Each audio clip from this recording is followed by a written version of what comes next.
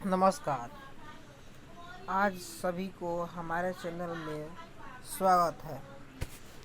आज हम बिहार के विकास की स्थिति के बारे में अध्ययन करेंगे, जो हमारी अर्थव्यवस्था कक्षा 10वीं की किताब की पार्ट 3 अध्ययन कर रहे हैं। इस वीडियो के माध्यम से आप सभी को इसमें बताने का प्रयास किया जाएगा कि बिहार के विकास की स्थिति किस प्रकार की है और किस प्रकार की जा सकती है, कौन कौन सी कमियां हैं बिहार के बारे में हम इसमें विशेष रूप से पढ़ेंगे। और ये सब पढ़ने के पहले अगर आप हमारे चैनल को सब्सक्राइब और लाइक नहीं किए हैं तो सब्सक्राइब और लाइक करें, ताकि जो भी हम वीडियो कक्षा 10वीं से डालें तो आप सभी तक सबसे पहले पहुँचे और हमारे चैनल पर सभी वीडियो एकदम सही और सूटेबल डाला जाता है। और किसी प्रकार गलती होती है, मिस्टेक होता है तो आप कमेंट करें, उसे सुधारा जाएगा। और आप सभी को इस चैनल में बहुत ही तरह का वीडियो मिलेगा और आप पूरा हम इसमें कक्षा 10वीं के सिलेबस को हम पूरा कंप्लीट अध्ययन करेंगे, क्वेश्चन आंसर करेंगे। देखिए, आप बिहार की स्थिति के बारे में चलिए अध्ययन करते हैं। बिहार के विकास की स्थिति देखिए इसमें क्या कहता है, लिखिए। थोड़ा इतिहास भी पढ़ेंगे इसका। एंड बिहार का इतिहास काफ़ी गौरवशाली रहा है। यही बिहार है जहां गौतम बुद्ध को ज्ञान प्राप्त हुआ था। महावीर ने शांति का संदेश यहीं दिया था। चंद्रगुप्त, अशोक, शेरशाह, गोविंद सिंह, बाबू वीर कुंवर, देश रत्न डॉक्टर राजेंद्र प्रसाद का जन्म इसी बिहार में हुआ था। बिहार में ही महात्मा गांधी ने चंपारण आंदोलन का बिगुल फूंका था। बिहार में ही लोकनायक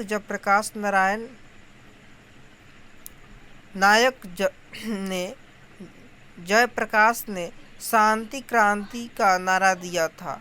लोक गीतकार भिखारी ठाकुर का जन्म भी इसी बिहार में हुआ था। लेकिन वही बिहार आज कई तरह की समस्याओं का शिकार है।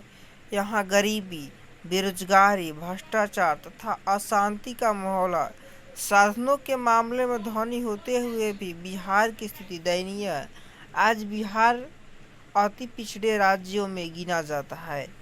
अब देखिए, बिहार अति पिछड़े राज्य में गिना जाता है। अब बिहार का इतिहास बहुत ही गौरवशाली रहा है।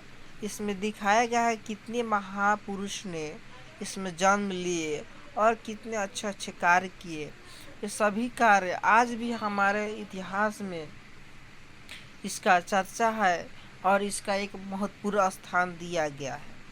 अब देखिए कि बिहार इतना सब कुछ होते हुए भी गरीब है। क्यों गरीब है? इसके कई कारण है और उस कारण के हम अध्ययन करने जा रहे हैं। बिहार के पिछड़ेपन के कारण देखिए, आर्थिक दृष्टि से बिहार के पिछड़ेपन के कुछ प्रमुख कारण है। अब देखिए यहाँ पर बिहार के पिछड़ेपन के कारण देखिए, तेजी से बढ़ती हुई जनसंख्या, यानी बिहार में बहुत तेजी से जनसंख्या बढ़ती है, जिससे उसे कारोबार, शिक्षा, खान पान इत्यादि का समस्या होता है। अधाई संरचना का अभाव, अधाई संरचना उसके रहन सहन के भी अभाव होता है। कृषि पर निर्भर, बिहार के लोग अधिकतर कृषि पर निर्भर है। बाढ़ तथा सूखा से क्षति, बाढ़ बिहार में प्रत्येक वर्ष बाढ़ आती है, सूखा भी पड़ सकता है। यहाँ के लोग वर्षा पर निर्भर है इस और कृषि करते हैं। औद्योगिक का पिछड़ापन, बिहार में बहुत कम उद्योग है, इसलिए यहाँ के लोग पिछड़ापन है। गरीबी, यहाँ बहुत गरीबी है। खराब विधि व्यवस्था कोई यहाँ पर सुविधा नहीं है और यहाँ पर विधि व्यवस्था खराब ही है। कुशल प्रशासन, यहाँ प्रशासन जो भी है यहाँ पर कुशल नहीं है। आप देखिए, अब पारी से इसके हम अध्ययन करेंगे। तेजी से बढ़ती हुई जनसंख्या, देखिए क्या लिखा गया है। बिहार में जनसंख्या काफ़ी तेजी से बढ़ रही है। इसके चलते विकास के लिए लिए साधन कम हो जाते हैं। अधिकांश साधन जनसंख्या के भरण पोषण में ही चला जाता है। अब देखिए, बिहार में ज़्यादा जनसंख्या है, बहुत अधिक जनसंख्या बढ़ती जा रही है। तो सभी जनसंख्या जितने भी लोग हैं, सभी लोगों को हम संसाधन की उसको माने जो भी पूर्ति करना है उसे हम पूरा करेंगे। उसे पूरा करने में ही पैसा खर्च हो जाएगा, उसे भरण भरण पोषण करने में ही सभी पैसा खर्च होगा, इसलिए हम विकास नहीं कर पाते हैं। तो ये विकास करने में बाधा में एक जनसंख्या भी है। अब देखिए, आधारिक संरचना का अभाव। किसी भी देश या राज्य के विकास के लिए आधारिक संरचना का होना जरूरी है, लेकिन बिहार इस मामले में पीछे है। राज्य में सड़क, बिजली एवं सिंचाई का अभाव है, साथ ही शिक्षा एवं स्वास्थ्य सुविधाएं भी कम है। इसी वजह से भी बिहार में पिछड़ेपन की स्थिति कायम है। अब देखिए, बिहार में संरचना का अभाव है।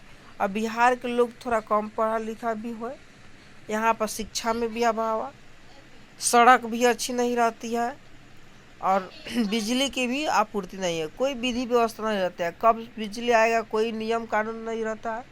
अब मान लीजिए इस तरह का बिजली होता है। शिक्षा का भी अभाव है, शिक्षा भी अच्छी नहीं क्वालिटी का होता है, अच्छी नहीं होता है।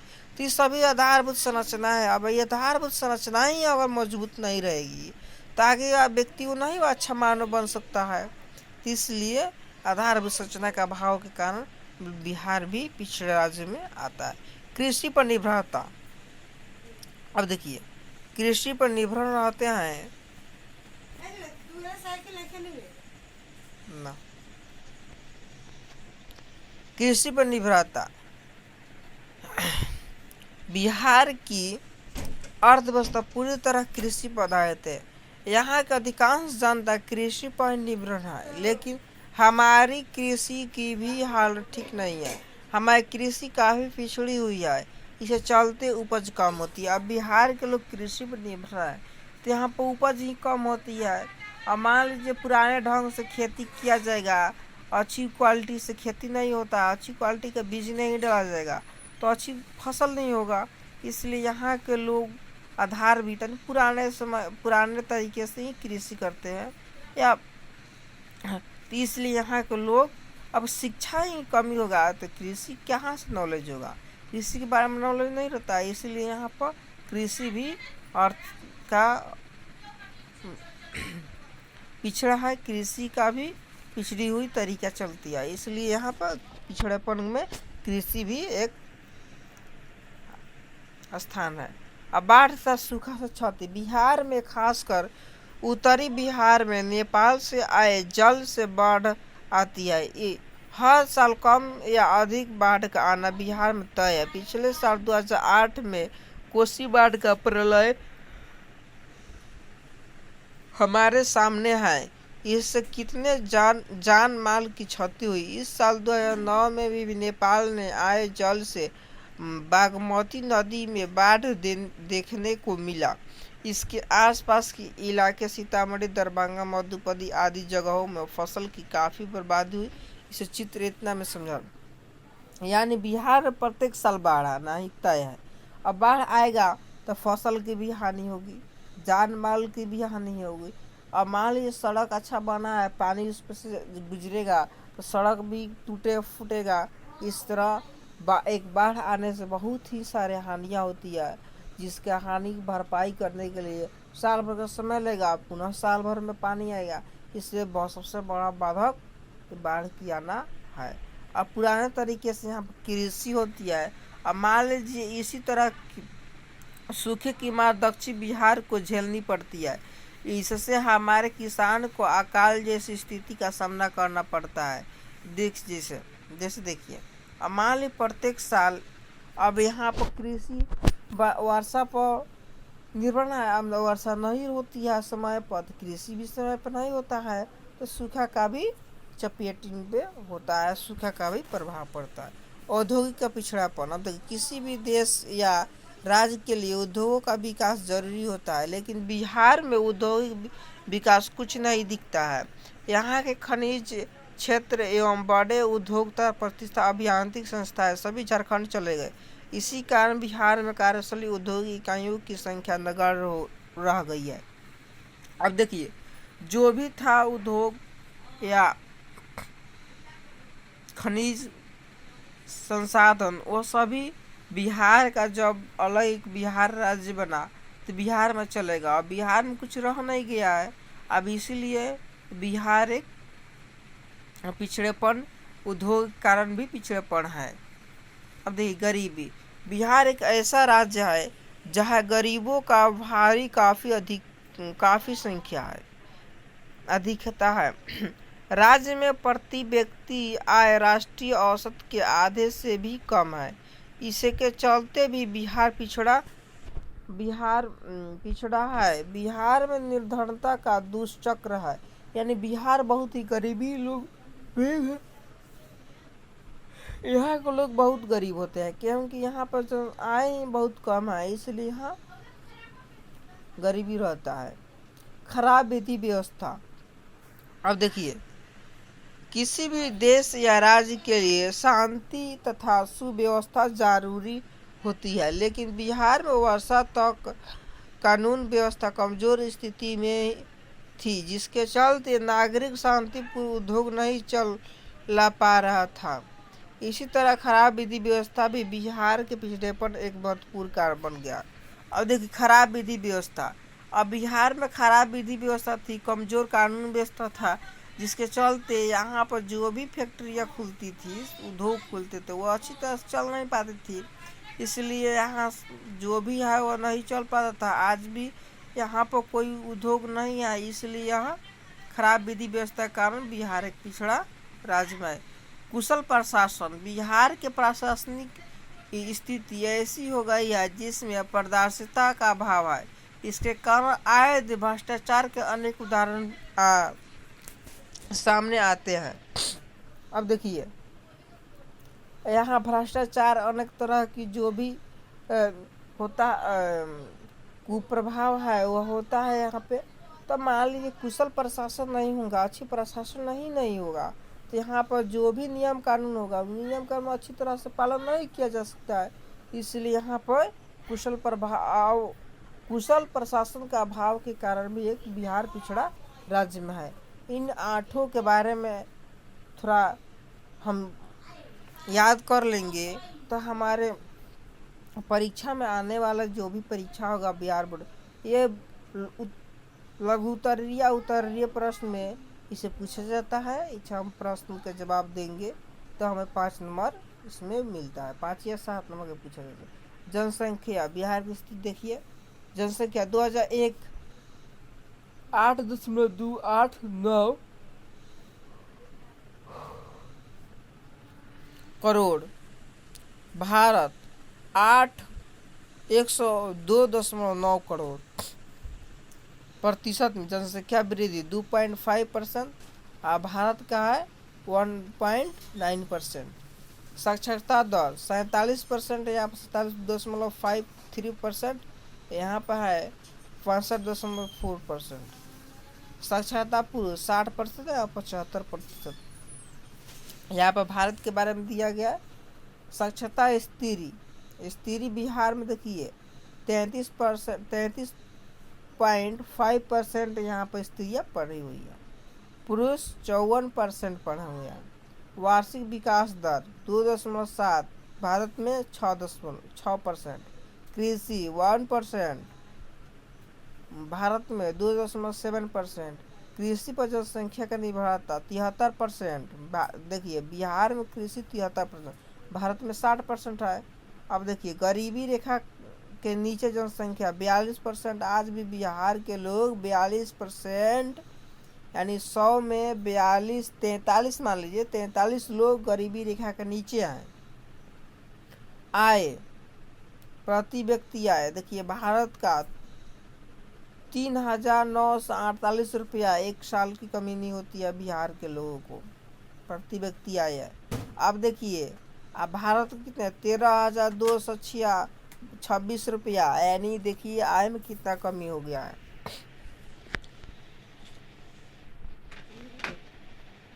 तत्कालीन राज्यपाल ने राष्ट्रीय विकास परिषद में 27 जून 2005 को अपने अभिभाषण में बिहार की स्थिति को का जो लेखा प्रस्तुत किया था वह उपरोक्त तालिका में स्पष्ट किया गया है। उपरोक्त तालिका से स्पष्ट है कि बिहार में आर्थिक विकास की गति काफ़ी धीमी है, किंतु का वर्तमान में केंद्रीय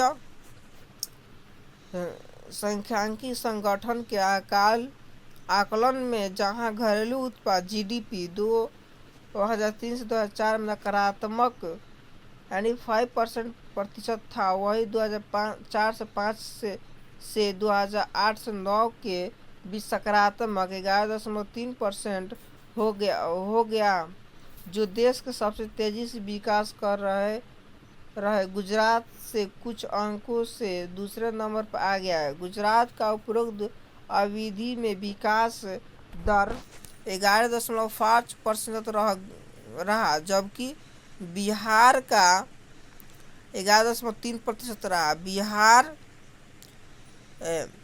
बिहार के विकास की इसी गति को कुछ अर्थशास्त्रियों का अर्थशास्त्र भी कहते हैं। बिहार पिछड़ेपन को दूर करने के उपाय। अब देखिए, बिहार पिछड़ा है तो उसे दूर कैसे किया जा सकता है, इसके भी उपाय है। इसके उपाय को हम करेंगे।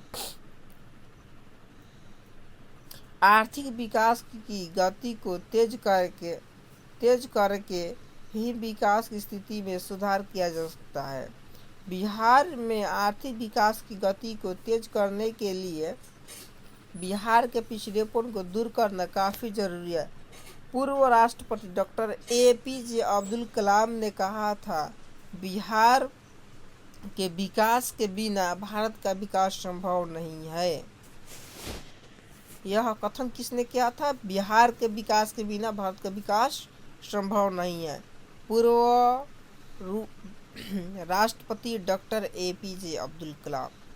बिहार के देश का एक बड़ा राज्य है और इस विकास की गति में तेजी आने से भारत का विकास संभव है। बिहार के पिछड़ेपन दूर करने के उपाय निम्न है, जो देखिए यहाँ पर दिया गया। जनसंख्या पर नियंत्रण, यानी बिहार के राज्य के लोगों ने अगर बढ़ती हुई जनसंख्या पर रोक लगाया जाए तो परिवार नियोजन कार्यक्रम को लागू किया जाए। इसके लिए राज्य की जनता एवं खास करके महिलाएं भी शिक्षा का प्रचार किया जाए। कृषि तथा जनसंख्या, कृषि का तेजी से विकास। कृषि में बिहार में कृषि जीवन का आधार है, अतः कृषि में नए यंत्रों का प्रयोग किया जाए। उत्तम खाद, उत्तम बीज का प्रयोग किया जाए ताकि उपज में वृद्धि लाई जा सके। इसी तरह कृषि का तेजी से विकास बिहार के लिए आर्थिक विकास में सहायक होगी। यानी कृषि में हम नई उद्योगों का, नई टेक्नोलॉजी का हम इस्तेमाल करें और नई तरह का बीजों का उपयोग करें, जिससे हमारे कृषि में सुधार होगा। बाढ़ पर नियंत्रण। बिहार में प्रत्येक साल बाढ़ आता है। इस बाढ़ पर हम अगर नियंत्रण कर लेंगे तो हमें कुछ ना कुछ इसे राहत होगी, जिससे हम नियंत्रण पा सकते हैं। बिहार के विकास में बाढ़ एक बहुत बड़ा बाधक है। फसल का बहुत बड़ा भाग बाढ़ के चलते बर्बाद होता है। जान माल की भी काफ़ी क्षति होती है। उत्तरी बिहार की अधिकांश नदियाँ हिमालय से निकलती है, इसलिए नेपाल सरकार के सहयोग से बाढ़ नियंत्रण को सफल बनाया जा सकता है। दुर्भाग्य से देखिए,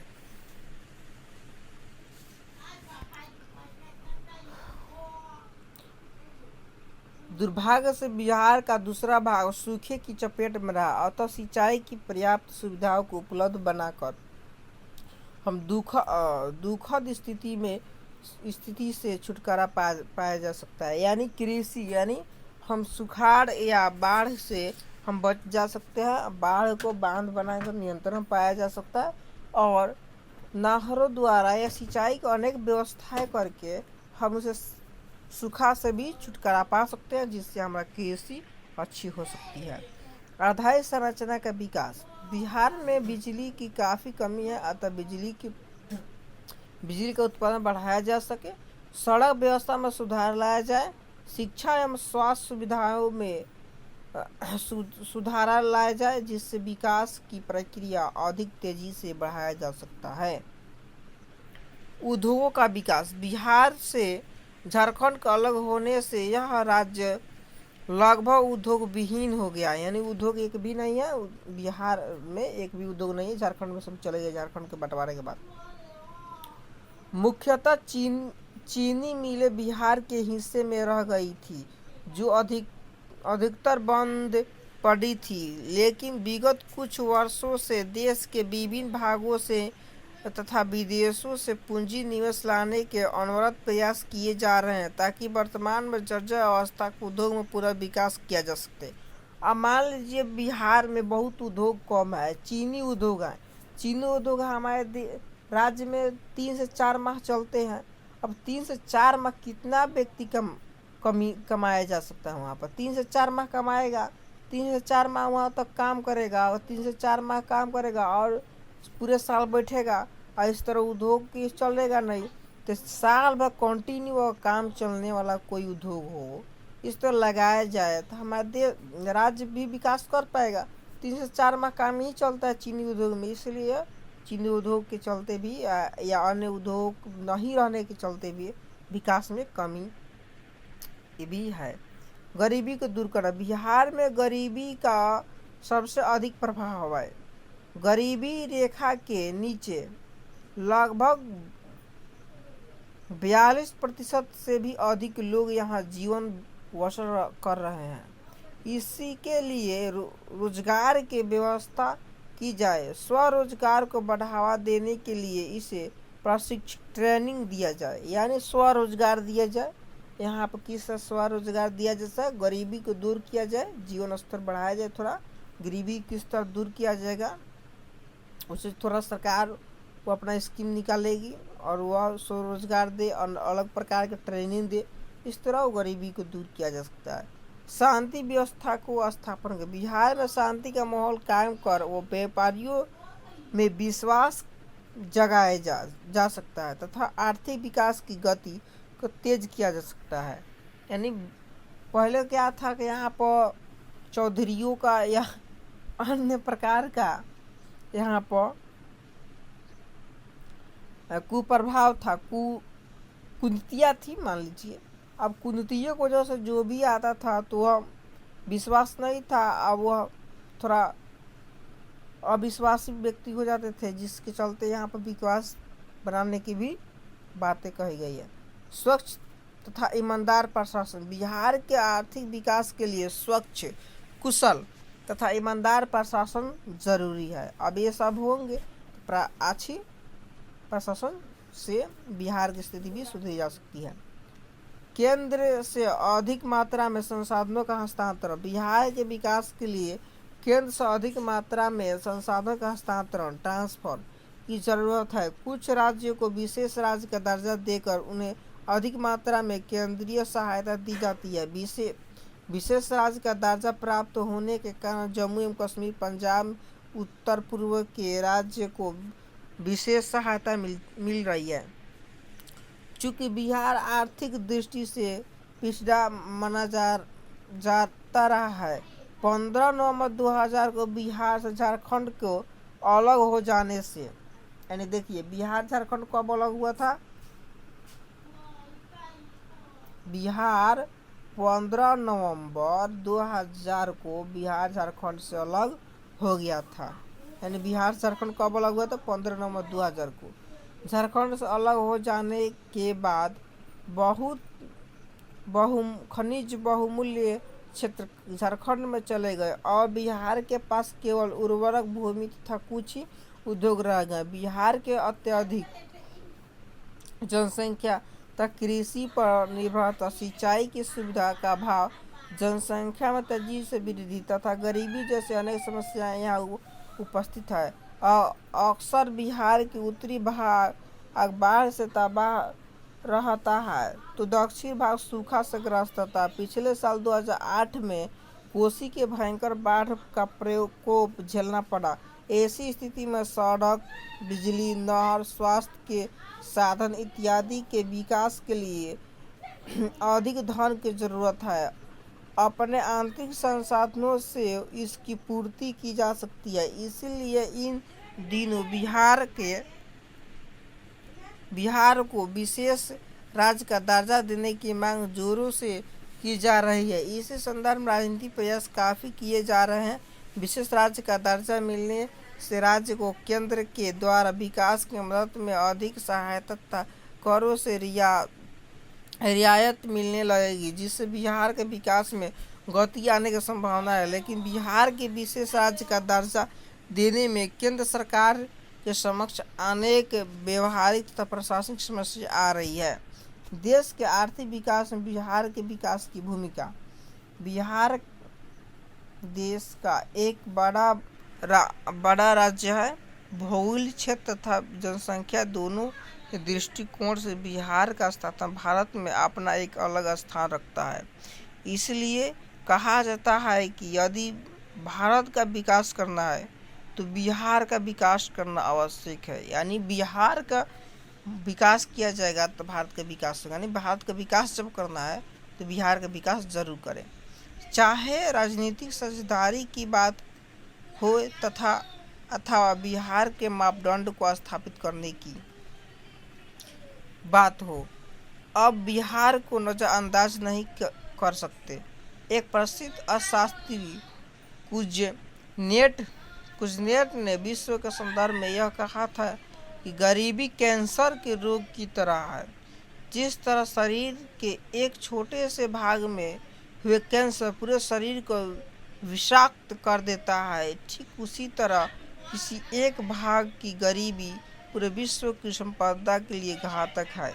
उपरोक्त कथन की सार्थकता इस बात में है कि बिहार को पिछड़ेपन और गरीब रखकर हम भारतवर्ष के विकास एवं समृद्धि की कल्पना नहीं कर सकते। यानी पूरे भारत में अगर एक ही बिहार गरीब है तो इस गरीब उस कैंसर की भांति है। जिस तरह एक शरीर में रहते हुए एक स्थान में एक शरीर की एक स्थान में एक अंग में हो जाएगी, पूरे शरीर को नष्ट करने की क्षमता रखता है, पूरे शरीर को प्रभावित करने की क्षमता रखता है। उस तरह का गरीब राज्य बिहार ही रह जाए या अन्य कोई भी राज्य हो और रह जाए तो पूरे भारत को विकास बनाने में सफल नहीं हो सकता है। इसलिए सभी को ध्यान दिया इसका। बिहार का विशेष रूप से बिहार देश का एक ऐसा राज्य है जहां अत्यधिक उर्वरक भूमि है। हिमालय से निकलने वाली नदियों में अनवरत जल प्रवाह होता रहता है। यह धरती के नीचे कम सतह पर ही जल प्राप्त हो जाते हैं। यदि बिहार की नदियों को परस्पर जोड़ कर जल संसाधन के उपयोग को योजना को लागू कर दिया जाए तो उत्तरी बिहार को बाढ़ की भीषण से बचाया जा सकता है तथा दक्षिण बिहार सिंचाई की सुविधा के द्वारा सूखे से राहत दिलाई जा सकती है। बिहार में दक्ष मानव संसाधन की कमी नहीं है तथा न केवल वर्तमान के प्रौद्योगिकी टेक्नोलॉजी क्षेत्र में बिहार की भागीदारी अधिक है, बल्कि यहाँ के कम पढ़े लिखे मजदूर ने भी दूसरे राज्य में जाकर वहाँ के विकास की फलीभूति बनाया है। देश की सूचना प्रौद्योगिकी में तथा पंजाब में कृषि में विकास बिहार के मानव संसाधन का प्रमुख योगदान रहा है। कृषि जनित उद्योग, ऐसे उद्योग जो कृषि उत्पादन पर आश्रित होते हैं अथवा जिनके उत्पादन में कृषि क्षेत्र में कच्चा माल आता है उसे कृषि जनित उद्योग कहते हैं। उदाहरण के लिए आम से अचार बनाना, टमाटर से टमाटर सॉस बनाना आदि। देश के आर्थिक विकास के प्रयत्न क्षेत्र में बिहारियों का योगदान महत्वपूर्ण रहा है। यहाँ के प्राकृतिक संसाधन तथा कर्मठ मानव संसाधन के योगदान से बिहार की कृषि और कृषि जन्य या कृषि जनित उद्योग के विकास से राज्य का विकास किया जा सकता है। हाल के वर्षों में बिहार के विकास में की गई है। केंद्रीय सांख्यिकी संगठन ने बिहार के वर्तमान विकास दर 11.303% माना है, जो देश में गुजरात 11.5% के बाद दूसरा है। विगत वर्षों में भारत के विकास की गति में तेजी आई है। विकास की गति के कारण ही कारण ही वर्तमान दौर का आर्थिक मंदी का दुष्प्रभाव भारत की अर्थव्यवस्था पर कम हुआ है। यह संतोष की बात है कि विगत वर्षों में बिहार के विकास के लिए कारगर प्रयत्न किया जा रहा है। बिहार में प्रगति के इसी दौर की प्रशंसा देश में भर में की जाने लगी है। यदि देश और बिहार कंधा से कंधा मिलाकर विकास की क्रिया को वर्तमान दौर को कारगर करे तो इस 21वीं सदी में आर्थिक दृष्टिकोण से भारत विश्व का अग्रणी देशों में आ जाएगा। अतः स्पष्ट है कि देश की आर्थिक विकास में बिहार की आर्थिक विकास में भूमिका निभाएगा। मूलभूत आवश्यकता एवं विकास का संबंध। गरीबी रेखा। गरीबी को निर्धारित करने के लिए योजना आयोग द्वारा सीमांकन किया गया है। गरीबी रेखा कैलोरी मापदंड पर आधारित है। ग्रामीण क्षेत्र में 24 कैलोरी तथा शहरी क्षेत्र में 21 कैलोरी प्रति व्यक्ति प्रतिदिन निर्धारित किया गया है और शास्त्रियों में गरीबी की माप की यह काल्पनिक रेखा है। इस रेखा से नीचे के लोग को गरीबी रेखा के लिए माना जाता है। इसे संक्षेप में बीपीएल कहा जाता है, यानी बिलो पॉवर्टी लाइन। मान लीजिए एक रेखा है, मान लीजिए यह रेखा है और मान लीजिए एक रेखा है और मान लीजिए ग्रामीण के लिए रेखा है और मान लीजिए 2400 कैलोरी चाहिए। इसे 2400 कैलोरी ऊर्जा चाहिए काम करने के लिए ग्रामीण के लिए और 21 कैलोरी शहरी के लिए व्यक्ति के लिए। अब इससे कम और मान लीजिए खान पान अच्छा नहीं रहेगा, इससे कम अगर ऊर्जा प्राप्त करता है तो होगा बीपीएल। इससे ऊपर अगर प्राप्त करता है, जैसे मान लीजिए ज़्यादा 24 से ज़्यादा भी प्राप्त होता है, उसे कहते हैं एपीएल।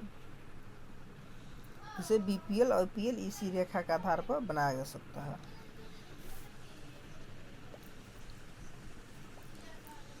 देश के नागरिक के रहने के लिए मकान, खाने के लिए रोटी तथा शरीर ढकने के लिए कपड़ा उनके न्यूनतम मूलभूत आवश्यकता है।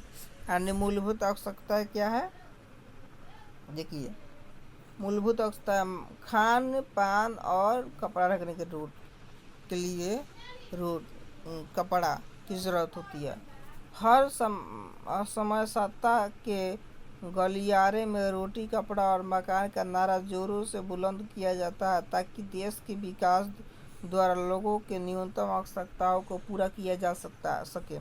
देश के गरीब लोगों की आकांक्षा इन न्यूनतम मूलभूत आवश्यकताओं की पूर्ति करना रहता है। यद्यपि स्वतंत्रता प्राप्ति के बाद विगत 60 से अधिक वर्षों में देश में विकास के बहुत सारे कार्यक्रम चलाए गए हैं। देश की बढ़ती हुई जनसंख्या बिहार के विकास के मार्ग में एक बहुत बड़ी बाधा है।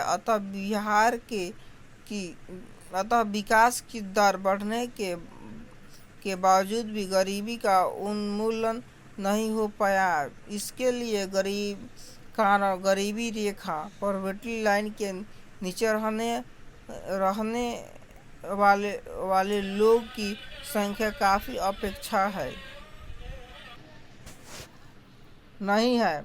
समुचित न्यायपूर्वक सार्वजनिक वितरण प्रणाली से लोगों को खाने के लिए रोटी उपलब्ध हो सकता है। देश में रोजगार के द्वारा नागरिकों की आय में वृद्धि की जा सकती है, जिससे उन्हें कपड़ा और मकान उपलब्ध होगा। देश के ग्रामीण क्षेत्रों के गरीब मजदूरों के लिए राष्ट्रव्यापी रोजगार देने की योजना बनाई गई है। यह योजना स्कीम राष्ट्रीय ग्रामीण रोजगार गारंटी अधिनियम national rural employment guarantee act के तहत शुरू की गई। इसे संक्षेप में नरेगा कहा जाता है। ग्रामीण रोजगार देने के इस स्कीम को विश्व का सबसे बड़ा रोजगार योजना माना गया। विकास की अवधारणा से हमारा मतलब देश के सभी क्षेत्रों और सभी वर्गों के विकास से है। सभी क्षेत्रों से हमारा मतलब कृषि, उद्योग, व्यवसाय आदि से है तथा सभी वर्गों के विकास से हमारा मतलब निष्पक्ष रूप से तथा बिना भेदभाव किए हुए संपूर्ण समाज के विकास से है। इन दिनों सभी वर्गों के समय विकास की अवधारणा महत्वपूर्ण की गई है, जिसे हम आर्थिक शब्दावली इंक्लूसिव ग्रोथ कहते हैं। इस प्रकार विकास के द्वारा हमारा प्रयास लोगों की मूलभूत आवश्यकताओं को पूर्ति करना है। अब देखिए नरेगा ग्रामीण रोजगार देने की यह एक राष्ट्रीय योजना है। इसके अंतर्गत ग्रामीण मजदूरों को साल में कम से कम 100 दिनों के लिए रोजगार देने की व्यवस्था है। इसके लिए न्यूनतम मजदूरी निर्धारित की जाती है। सारांश जो भी हम पढ़े उसको सारांश हम थोड़ा पढ़ लेते हैं, इसके बाद हम क्वेश्चन आंसर चलेंगे। भारतीय अर्थव्यवस्था का